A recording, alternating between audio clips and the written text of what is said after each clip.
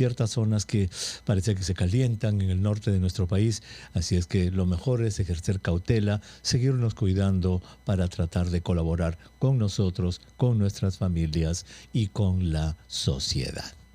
Hoy día vamos a hablar de un tema que cuando usted escucha la palabra de la condición a la que nos vamos a referir en el programa, inmediatamente usted asocia la palabra niño. Niño.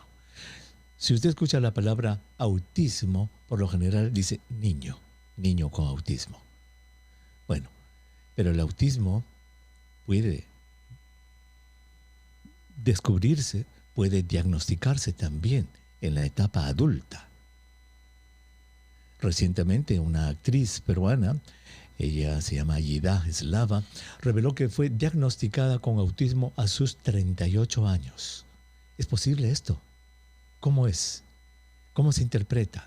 Los síntomas se interpretaron de manera diferente en el transcurso de la vida para que recién a los 38 años puedan diagnosticarse. Pues vamos a conversar sobre este tema y quién mejor que un médico neurólogo, una médica neuróloga especialista en neurodesarrollo y past presidente de la Sociedad Peruana de Neurología que nos ilustre en este tema. Ella es la doctora Miriam Velarde Inchaustegui, que tengo que hacer la aclaración, es mi compañera de promoción.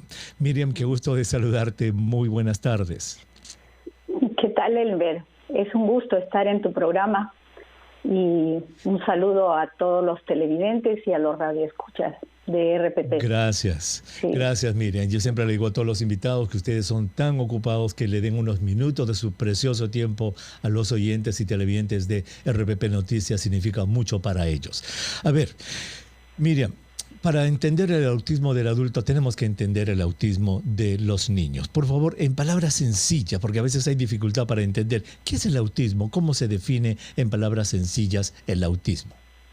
Sí, el autismo es una condición, ¿no? Es una condición del ser humano que tiene problemas tanto en la comunicación y en los intereses, ¿no? Que son a veces muy repetitivos.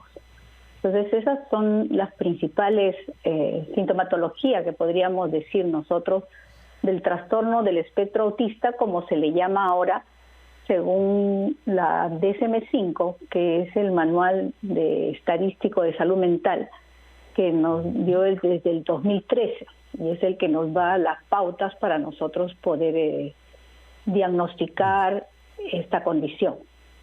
A dos niveles, entonces, nos has dicho. Uno es la comunicación y el otro es de algunos comportamientos que pueden ser repetitivos o, digamos, de cierto tipo especial que lo vas a describir en un rato.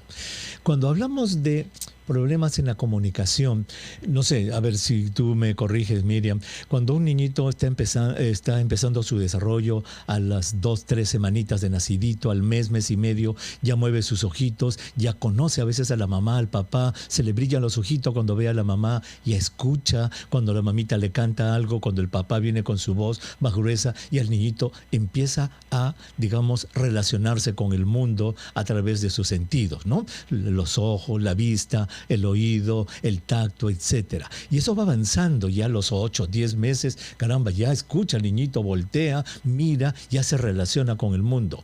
Algo pasa que no se sabe qué es a esa edad más o menos o que está más temprano, que hace que el niñito pierda esa comunicación con el mundo, con el exterior a través de sus sentidos, deja de interpretar esas señales de la manera en que lo estaba haciendo. Y eso, en respuesta, es que es el autismo. Es decir, el niño como que se centra en sí mismo. ¿Algo así es el autismo, Miriam? Sí, efectivamente, es tan importante como tú lo acabas de decir, como se va dando el neurodesarrollo. Por ejemplo, un signo de alerta temprana es a los 2 meses. A los 2 meses, el niño ya debe sonreír. Y un niño que no sonríe a los 2 meses nos debe poner en alerta que algo está pasando. Por ejemplo, ahora, desde muy temprana edad, hay una manera que se llama, que se investiga el track view, hacia dónde ve el niño, hacia dónde se interesa, y uno puede ir descartando desde de los meses si es que los niños tienen algún problema para conectarse.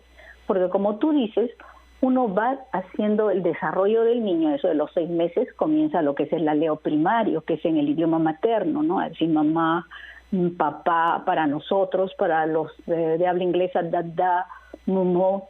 Entonces es diferente. Entonces vamos viendo que este niño aparentemente se va desarrollando adecuadamente.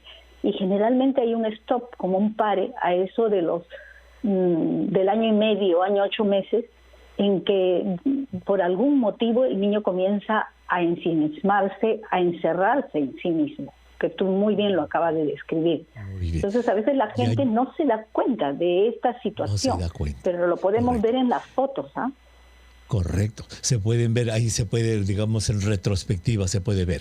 Vamos a tomar una pausa, Miriam, y cuando regresemos precisamente vamos a entrar al tema de autismo en el adulto, que ya nuestros oyentes han escuchado tu explicación. Y entonces dicen, ¿cómo es de que esos síntomas que nos están describiendo pasaron desapercibidos? ¿Cómo es que se interpretaron para que recién se haga un diagnóstico a los 30 o 40 años de edad? Regresamos, no se vayan.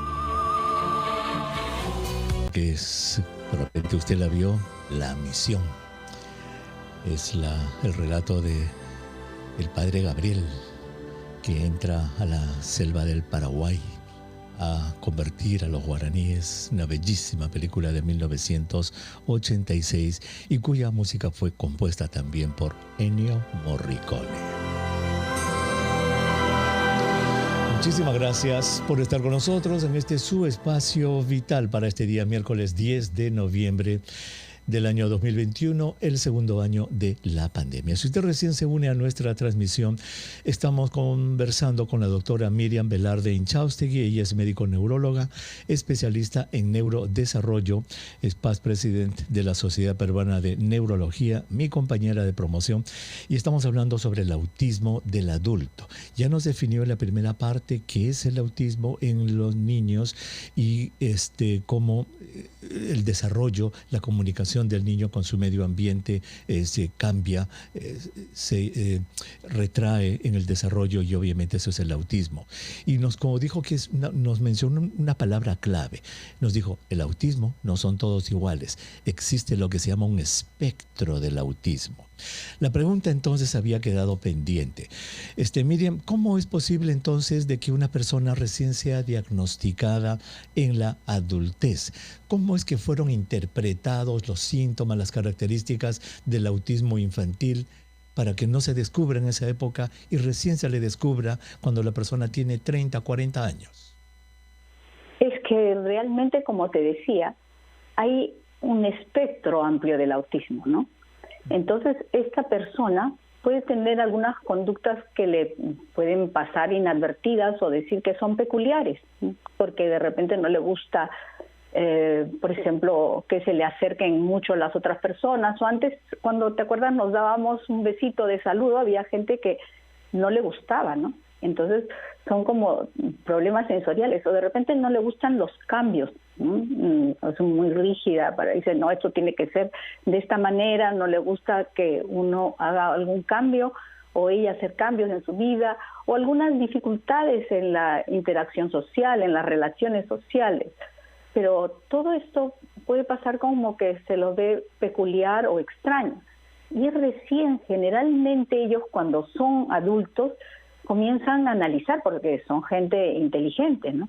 Entonces, que comienzan a analizar y a decir, ¿qué tiene que ver esto con mi conducta? ¿Por qué puedo tener pensamientos tan rígidos, no? O tener problemas para mantener las relaciones sociales. Entonces, comienzan a investigar, porque yo he tenido pacientes adultos que me han dicho, mi novia me dice que yo puedo ser un Asperger, ¿no? Así, doctora, vengo para que usted me confirme, porque yo ya busqué todo, yo ya googleé y vi la sintomatología y me parece que pueda ser. Entonces usted, por favor, confirme, ¿no? Eso es lo que me vienen y me plantean de frente. Entonces, es que esta gente es muy capaz, porque como te digo, hay un espectro amplio, ¿no? Y están viendo desde el autismo de Kanner, el sindrómico, el que estaba ahí sentado en una esquina, pero me estoy refiriendo a este otro tipo de autismo de alto funcionamiento. Qué interesante. Y por eso mencioné que lo que nos habías dicho, Miriam, era muy importante, el espectro. Ahora, para nuestros oyentes, Descríbenos más o menos ese aspecto. Por lo que tenemos entendido, el Asperger, que era considerado parte del espectro autista, ya no lo es. Explícanos qué cosa es el Asperger, por qué ha sido aparentemente, no sé, me corriges, separado del espectro autista, y danos ejemplos de ese espectro para que nuestros oyentes puedan tener una idea. Es que los pacientes o las personas con Asperger... Las personas, porque no son pacientes, lógico, nos dijiste. No son pacientes porque es una condición. No, las personas con Asperger, ellos generalmente tienen una buena capacidad intelectual, ¿no? Entonces, pero tienen una dificultad para relacionarse socialmente.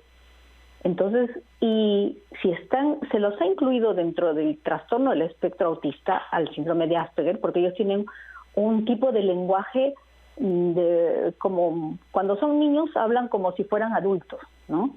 Y ellos no tienen la prosodia, no la tienen como, por ejemplo, nosotros podemos entender cuando una persona nos está tomando el pelo o realmente nos está diciendo, yo te quiero verdaderamente, o te dice, sí, yo te quiero, ¿no? Como decir, ya, ¿no? Quédate tranquila.